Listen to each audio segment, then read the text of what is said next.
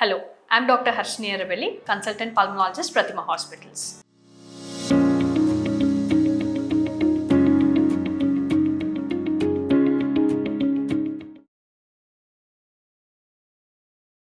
Sleep apnea అనే సమస్య మన గొంతులో ఉన్న విండ్ పైప్ అది సన్నబడడం వల్ల లేదా ముక్కు దగ్గర బ్లాక్ ఉండడం వల్ల నాలుక వెనుక భాగం లావు ఉండడం వల్ల ఊవ్యుల లేదా కొండ నాలుక అనేది పొడుగుండడం వల్ల అలర్జీస్ వల్ల ఆస్తమా వల్ల వీటన్నిటి వల్ల కూడా స్లీప్ యాప్నియా అనే సమస్య వస్తుంది. స్లీప్ యాప్నియాలో ముఖ్యంగా మనం గమనించేది గురక అనేది ఎంత గట్టిగా వస్తుంది అని అంటే అంత విండ్ పైపు సన్నగా అవుతున్నట్టు.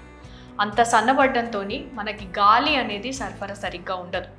గాలి అందకపోవడం, శ్వాస ఆడకపోవడం లేదా ఆక్సిజన్ మన శరీరంలో తక్కువ అవ్వడం వల్ల బ్రెయిన్కి లేవాలనే సిగ్నల్ బ్రెయిన్ ఇవ్వడం, బ్రెయిన్కి ఆక్సిజన్ తక్కువైంది అనే సిగ్నల్ వెళ్ళడం వల్ల బ్రెయిన్ లేవాలనే సిగ్నల్ ఇస్తూ ఉంటుంది. దీనివల్ల గురక, నిద్రలేమితనం, నిద్రలో డిస్టర్బెన్సెస్ ఉండడం, పొద్దున్న లేచిన తర్వాత quality of the sleep feel అవ్వకపోవడం, ఫ్రెష్గా అనిపించకపోవడం, తలనొప్పి రావడం, డే అంతా టీ కాఫీ తాగుతూనే ఉండడం, ఎందుకంటే ఫ్రెష్గా ఉండాలనో లేకుంటే తలనొప్పి నుంచి రిలీఫ్ రావాలనో ఇలా తాగుతూ ఉండడం, మధ్య మధ్యలో నిద్ర వచ్చినట్టు అనిపించడం, కార్ నడిపేటప్పుడు బైక్ నడిపేటప్పుడు నిద్ర వచ్చినట్టు అనిపించడం. సో ఇవన్నీ muscle pains, body pains, fatigue అంటాం, ఎనర్జీ ఉండకపోవడం, ఏదైనా పని చేయాలన్నా కానీ నీరసంగా అనిపించడం, లేజీగా అనిపించడం. సో ఇవన్నీ కూడా నిద్ర లేమితనం వల్ల, క్వాలిటీ ఆఫ్ ద స్లీప్ బాగుండకపోవడం వల్ల వచ్చే సమస్యలు. దీనికి మనం స్లీప్ స్టడీ అనే టెస్ట్ చేసి స్లీప్ యాప్నియా అనే సమస్య ఉందా లేదా అనేది తెలుసుకుంటాం. ఇది ఒక పల్మనాలజిస్ట్ ఐడెంటిఫై చేస్తారు. పల్మనాలజిస్ట్ దగ్గరికి వెళ్తే ఈ సమస్యకి మీకు ట్రీట్మెంట్ అనేది దొరుకుతుంది.